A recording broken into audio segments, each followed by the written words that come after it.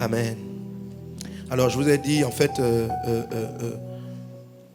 cette troisième grande victoire dans le désert, cette troisième victoire dans les défis de la vie, je l'ai appelée les 5 attitudes pour passer régulièrement de l'impossible au possible.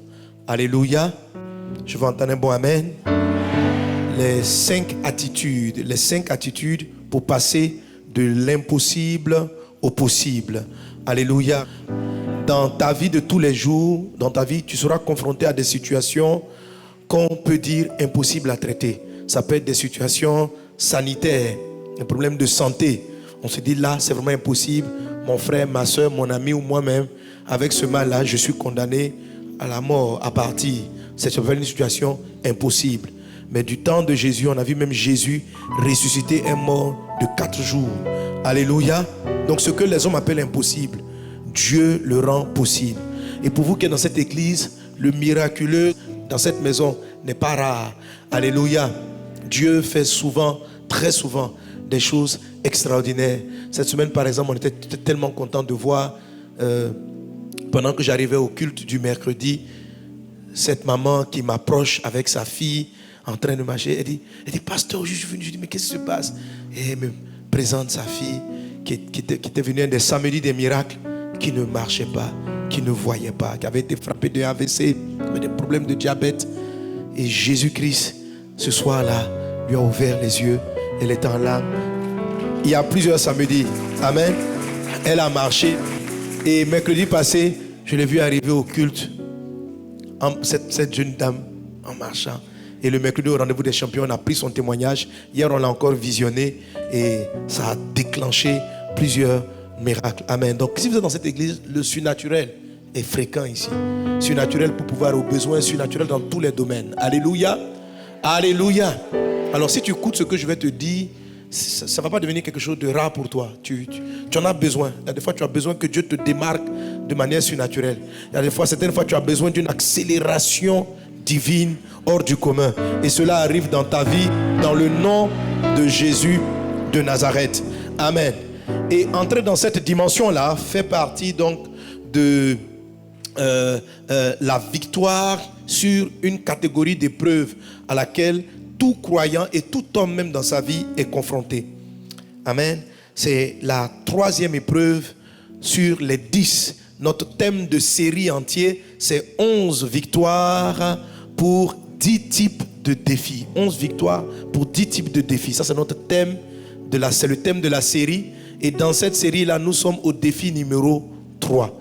Et c'est ce défi numéro 3 ou cette épreuve, cette 3e épreuve qui va t'ouvrir les yeux, t'ouvrir cette dimension où des choses extraordinaires t'arrivent, pas une fois, mais régulièrement. Et ce, dans tous les domaines. Alléluia. Gloire à Dieu. Alors, concernant Israël dans le désert, l'histoire survient. Ce miracle-là va se produire 2 fois chez les Israéliens. La première fois, on a déjà lu le texte et on va le lire encore, se trouve en Exode chapitre 17, à partir du verset 1. Je vais vous inviter à ouvrir vos Bibles afin qu'ensemble nous puissions lire ce texte-là. Et Exode 17, verset 1, nous allons nous arrêter encore, comme dimanche dernier, au verset 7. On va se tenir debout et lire la sainte parole de Christ. Est-ce qu'on est ensemble? Est-ce que vous y êtes? Voilà, pendant que vous trouvez, je rappelle que cet enseignement est dans le dévotionnel numéro 8. Donc, ce que je vais prêcher, vous le trouvez ici. Amen. Voilà, donc il est bien de l'avoir. Et en ce moment, il y a beaucoup de promotions sur ces ouvrages. Exode 17, verset 1. On fait la lecture jusqu'au verset 7, tous ensemble. 1, 2, 3. Toute l'assemblée des enfants d'Israël partit du désert de Sin, selon les marches que l'Éternel leur avait ordonnées. Ils campèrent à Réphidim, où le peuple ne trouva point d'eau à boire. Alors le peuple chercha querelle à Moïse. Il dit, donnez-nous de l'eau à boire. Moïse leur répondit, pourquoi me cherchez-vous querelle? Pourquoi tentez-vous l'Éternel? Le peuple était là, pressé par la soif, et murmurait contre Moïse. Il disait, pourquoi nous as-tu fait monter hors d'Égypte pour me faire mourir de soif avec mes enfants et mes troupeaux. Moïse cria à l'Éternel en disant, que ferai-je à ce peuple? Encore un peu et ils me lapideront. L'Éternel dit à Moïse, passe devant le peuple et prends avec toi des anciens d'Israël. Prends aussi dans ta main ta verge avec laquelle tu as frappé le fleuve et marche. Verset 6, voici, je me tiendrai devant toi sur le rocher de d'Horeb. Tu frapperas le rocher et il en sortira de l'eau et le peuple boira. Et Moïse fit ainsi aux yeux des enfants d'Israël. Il donna à ce lieu le nom de Massa et Mériba parce que les enfants d'Israël avaient contesté et parce qu'ils avaient tenté l'Éternel en disant, l'Éternel est-il au milieu de nous ou n'y est-il pas? Amen. Alléluia. On n'a pas fini, on va lire maintenant Nombre chapitre 20 à partir du verset 1. Mais vous allez voir que c'est deux histoires très ressemblantes mais qui ne sont pas arrivées à la même époque, à la même période. Exode, c'est le quatrième livre de la Bible? Et le livre de Nombre, c'est le quatrième livre? Merci. Nombre chapitre 20.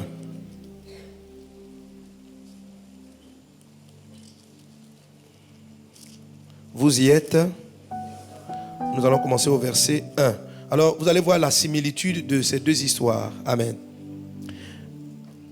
On commence, on y va, 1, 2, 3. Toute l'assemblée des enfants d'Israël arriva dans le désert de Tsin le premier mois et le peuple s'arrêta à Kadès. C'est là que mourut Marie et qu'elle fut enterrée. Il n'y avait point d'eau pour l'assemblée et l'on se souleva contre Moïse et Aaron. Le peuple chercha querelle à Moïse. Il dit, que n'avons-nous expiré quand nos frères expirèrent devant l'Éternel? Pourquoi avez-vous fait venir l'assemblée de l'Éternel dans ce désert pour que nous y mourions, nous et notre bétail? Pourquoi nous avez-vous fait monter hors d'Égypte pour nous amener dans ce méchant lieu? Ce n'est pas un lieu où l'on puisse semer. Il n'y a ni figuier, ni vigne, ni grenadier, ni d'eau à boire. Moïse et Aaron s'éloignèrent de l'assemblée pour aller à l'entrée de la tente d'assignation. Ils tombèrent sur leur visage et la gloire de l'Éternel leur apparut. L'Éternel parla à Moïse et dit, prends la verge et convoque l'assemblée, toi et ton frère Aaron. Vous parlerez en leur présence au rocher et il donnera ses eaux. Tu feras sortir pour eux de l'eau du rocher et tu abreuveras l'assemblée et leur bétail. Moïse prit la verge qui était devant l'Éternel, comme l'Éternel le lui avait ordonné. Moïse et Aaron convoquèrent l'assemblée en face du rocher, et Moïse leur dit, écoutez donc, rebelles, est-ce de ce rocher que nous ferons sortir de l'eau? Puis Moïse leva la main et frappa 2 fois le rocher avec sa verge.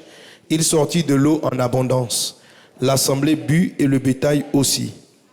Alors l'Éternel dit à Moïse et à Aaron, parce que vous n'avez pas cru en moi pour me sanctifier aux yeux des enfants d'Israël, vous ne ferez pas entrer cette assemblée dans le pays que je lui donne. Amen, on va s'arrêter là. On peut acclamer la parole du Seigneur. Alléluia. Gloire à Dieu. Alors ces histoires-là, ces deux histoires sont assez ressemblantes. Vous avez remarqué, non? On a même envie de dire que c'est peut-être la même histoire. En fait, c'est deux histoires différentes. Elles sont arrivées à deux périodes. La première histoire de Exode 17 s'est produite quelque temps après que Israël soit sorti de l'Égypte, de leur esclavage, pour aller vers Canaan. C'est la troisième épreuve. Et Israël va arriver jusqu'à ce qu'on arrive à Nombre chapitre 14, Nombre chapitre 12, 13 et 14. Israël arrive devant Canaan. Israël échoue à entrer dans Canaan. Et Dieu dit, ok, vous allez faire le retour, vous allez tourner encore dans le désert. Et quand ils ont tourné dans le désert, Israël va retraverser les épreuves qu'ils avaient connues avant. Donc la soif qu'ils avaient connue hier est revenue. Je veux te dire ceci, ma soeur, mon frère. Amen. Ce dont je suis en train de te parler, si tu ne trouves pas, si tu n'as pas cette révélation d'aujourd'hui, certains problèmes de ta vie qui sont partis ou qui semblent avoir été traités à une période risquent de revenir à nouveau. Mais que cela n'ait pas lieu dans le nom de Jésus. Le désert numéro 3 est un désert très cyclique. C'est un désert qui revient. la Bible dit que le peuple a eu encore soif. Vous voyez la différence entre les deux passages. En Nombre 20, c'est là que Marie est décédée.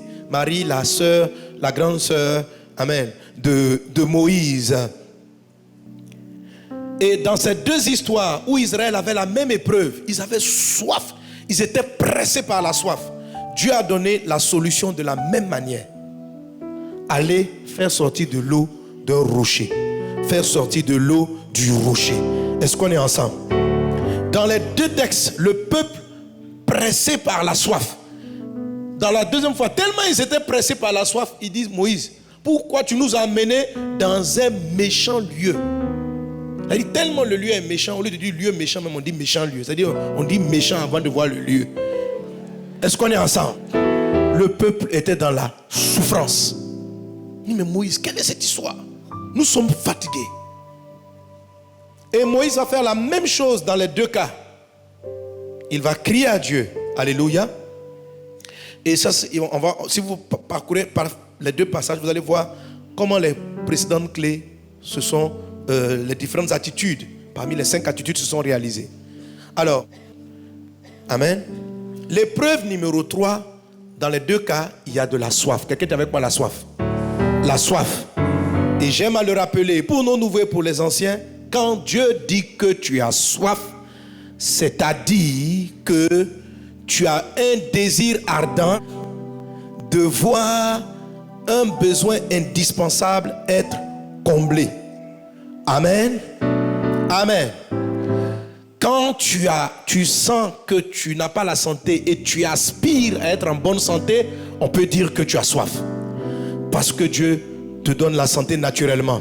Un homme qui n'a pas de travail, qui cherche du travail pour payer son loyer, prendre en charge sa maison et ses enfants, et qui souhaite ardemment travailler pendant qu'il n'a pas de réponse à son travail, on peut considérer qu'il est soumis à une soif. Il est sous la pression de la soif.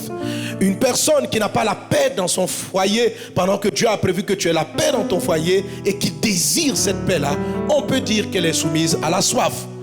Un couple qui est marié, qui souhaite un enfant, qui n'a pas d'enfant, on peut dire que ce couple-là a soif. Est-ce qu'on est ensemble? Alors quand la Bible dit le peuple avait soif, vous dans la vie d'aujourd'hui, vous pouvez conclure que c'est lorsque on est confronté à un de ces problèmes. La Bible dit le peuple était pressé par la soif. Lorsque ce désir-là devient pour toi une obsession, ça te fatigue de ne pas avoir du travail. Ça te fatigue de ne pas encore être marié. Ça te fatigue de voir tous ces problèmes que tu as à la maison. Ça commence, tu passes des temps à pleurer, des nuits à pleurer. Mais je suis fatigué de cette situation de chômage chronique. Ou encore, c'est un problème de santé. La santé est une épreuve. Le problème de santé est numéro 3 ou numéro 1. Mais quand il y a la pression, on peut dire qu'on est dans un désert numéro 3. Jusqu'à Israël dit, le lieu est méchant. C'est-à-dire, quand tu penses à ta douleur, là, tu dis, non, mais c'est méchant même. C'est un désert sans pitié. Un désert sans compassion. Une souffrance méchante. Mais au nom de Jésus, cet endroit sera changé en oasis par la puissance de Dieu. La situation méchante va devenir agréable. Au nom de Jésus. Alléluia. Alléluia. Et face à cette situation méchante ou à cet endroit qui oppresse, dans les deux cas, la même chose va se produire. Moïse a crié à Dieu. C'était la première attitude. J'ai dit 5 attitudes pour vivre le miracle régulièrement. Premièrement, crie à Dieu. Crie à Dieu. Je l'ai expliqué dimanche dernier. Lorsque Moïse a fini de crier à Dieu, je demande à la com pendant ce temps de faire avancer le texte à partir de Exode 17. Lorsque Moïse a crié à Dieu, Dieu va lui donner 4 recommandations. Mon ami, lorsque tes difficultés de couple te font pleurer, il faut faire ces 4 choses-là. Est-ce qu'on est ensemble? Lorsque la pression sociale est sur toi, il faut faire ces 4 choses. Si l'histoire se répète 2 fois et que Dieu donne le même conseil, c'est qu'il n'y a pas d'autre solution. Et dimanche prochain, je vais te lire d'autres passages de la parole de Dieu. Tu vas te rendre compte que quand une situation est extrême, on retrouve ces 4 éléments-là. Toujours. Alléluia. Alléluia. Mais ces 4 éléments-là, ils ne se déclenchent qu'après que tu aies supplier Dieu. Dieu, sauve-moi de là.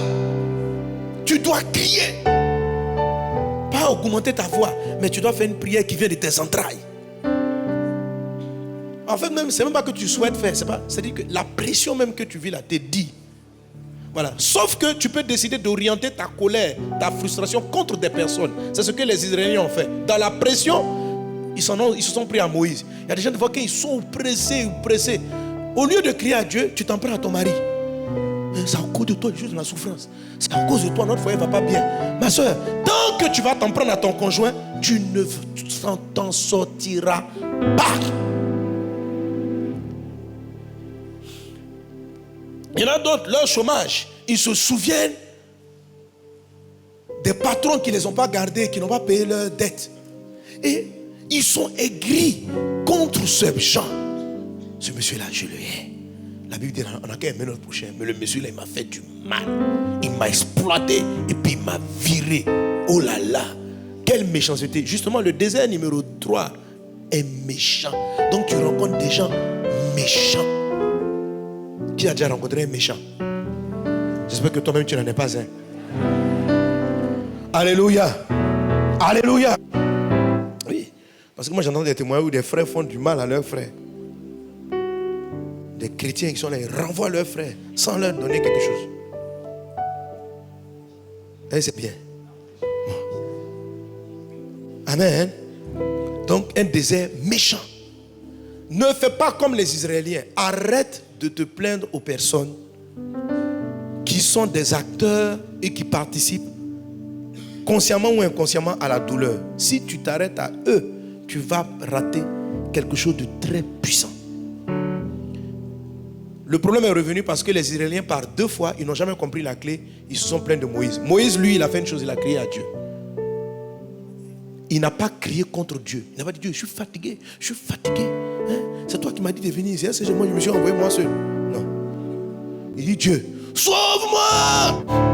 Et là, c'était moi dit, Dieu, moi, je suis fatigué. C'est toi qui m'as donné le monsieur là marié. C'est toi qui m'as donné cette femme. C'est toi qui m'as dit d'aller travailler là-bas. Si tu ne m'avais pas dit ça, arrête de dire ça. Crie à Dieu. Deuxième chose, quand Moïse a crié à Dieu, la deuxième attitude, Dieu dit à Moïse, on appelait ça la démarcation. Le verset 5, Dieu dit à Moïse, passe devant le peuple. C'est ce que j'appelais la démarcation. Alléluia. Si tu veux rentrer dans ce miracle, tu dois faire la démarcation, c'est-à-dire quitter le peuple. C'était la deuxième clé. Quitter le peuple, c'est arrêter certaines fréquentations pendant un temps. C'est couper avec certains types de relations et tu vas le comprendre tout de suite. Amen. La démarcation. Et puis il dit à Moïse, va avec des anciens. En Nombre chapitre 20, il dit à Moïse, va avec Aaron. Ça, c'est ce qu'on appelle l'association. Pour sortir d'un méchant désert, démarque-toi, associe-toi avec un groupe de prière très efficace. C'est la deuxième chose que Dieu demande à Moïse. La troisième chose, que Moïse a faite. La quatrième chose, qu'est-ce que Dieu demande à Moïse? Il dit quoi? Prends-le. Les gars, quand vous ne vous rappelez pas mon message, ça m'inquiète. Mais vous n'étiez pas là dimanche dernier. Alors, qu'est-ce qui se passe-t-il? L'Éternel dit à Moïse, passe devant le peuple. Deuxième attitude. Et prends avec toi des anciens d'Israël, l'association. En fait, c'est la troisième attitude, mais c'est la deuxième recommandation par Dieu. Prends aussi dans ta main ta verge avec laquelle tu as frappé le fleuve. Ça, c'est la quatrième chose. Mais la troisième recommandation de Dieu. Dieu a fait 5 recommandations à Moïse. Amen. Amen. Et après ça, il dit quoi? Marche. Aujourd'hui, je vais te parler de marcher. Dis avec moi, marche. Marche. Marche. Alléluia. Alléluia. Tu dois marcher. Si tu fais ces 4 choses après avoir crié, tu ne peux pas savoir comment tu dois marcher si tu n'as pas crié. Tu ne peux pas savoir ce que tu dois faire si tu n'as pas d'abord crié. C'est le cri qui enclenche les instructions, qui enclenche la dissociation, qui enclenche la démarcation, qui enclenche l'association, qui enclenche le bâton du souvenir. Et c'est là qu'on a expliqué que lorsque tu pries, prie en te rappelant ton souvenir, parce que tu as l'impression que devant il n'y a pas d'issue, que tu ne peux pas t'en sortir. Tu ne vois pas la suite. Donc tu pries avec un bâton qui a fait un miracle hier. Ça veut dire que tu rappelles à Dieu. C'est toi mon Dieu qui m'a sorti de cette situation avant-hier. C'est toi qui as fait ça. Tu ne pries pas en disant simplement je crois que demain tu feras. Tu pries en disant le Dieu qui m'a gardé dans ceci. Le Dieu qui n'a pas permis que je meure. Le Dieu qui. Et c'est avec ça que tu avances. C'est ce qu'on appelle le bâton. En nombre 20, Dieu aussi a dit à Moïse prends le bâton. Mais en nombre 20, le bâton était dans l'arche. Parce que entre Exode 17 et Nombre 20, entre-temps, Moïse a construit le tabernacle. Et Dieu a dit de prendre ce bâton-là pour le mettre dans l'arche. Est-ce qu'on est ensemble? Donc Dieu va dire à Moïse, repars chercher le bâton là. Parce que sans lui là, il n'y a pas de miracle. Donc ça veut dire, ce sont des principes immuables. Vous allez passer par là et vous devez en comprendre le sens pour pouvoir les appliquer constamment dans votre vie. Il faut les appliquer. Dieu ne fera rien. Il ne va pas donner de l'eau sans ton bâton. Amen. Amen. Et après cela, donnez-moi le texte. Donc, Dieu dit à Moïse, marche. Et le verset d'après, lisons ensemble. Voici, je me tiendrai devant toi sur le rocher d'Horeb. Tu frapperas le rocher et il sortira de l'eau et le peuple boira. Alléluia. Donc, l'eau de Dieu, si ton besoin, c'est un mariage. Le mariage de Dieu, tu le rencontres où? Sur le rocher, au niveau du rocher de Horeb.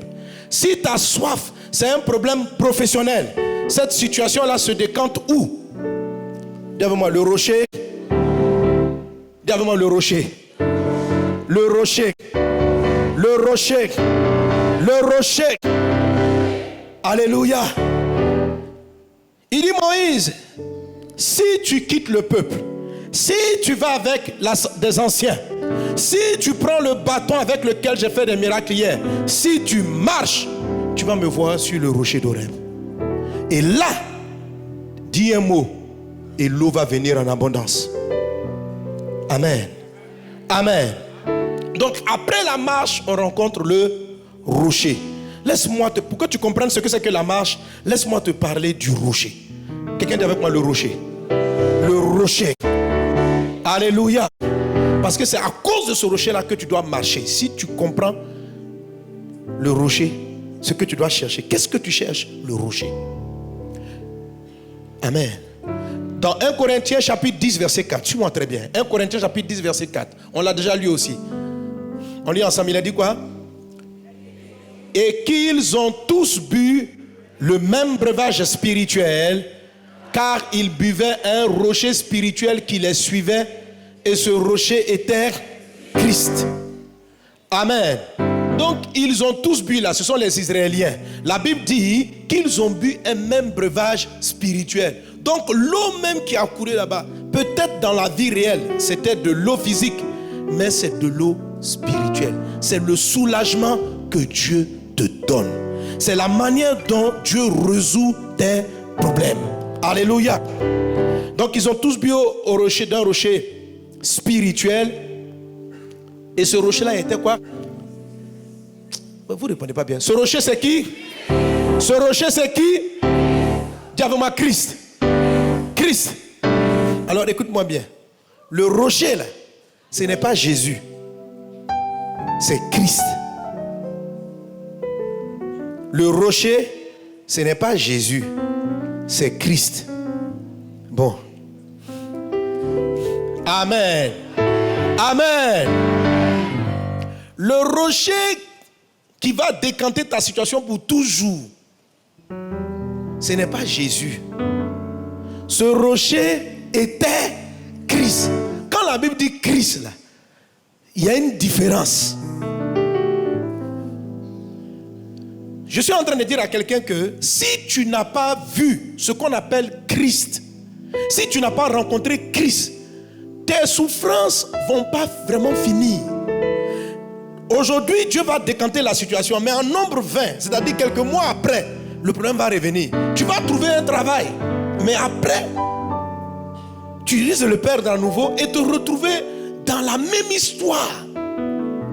Parce que Moïse, lui, il a vu le rocher, mais les autres Israéliens, ils ont vu sans savoir qui il était réellement. Je t'en supplie. Si tu ne comprends pas ce message, tu ne pourras pas régler pour toujours tes défis familiaux.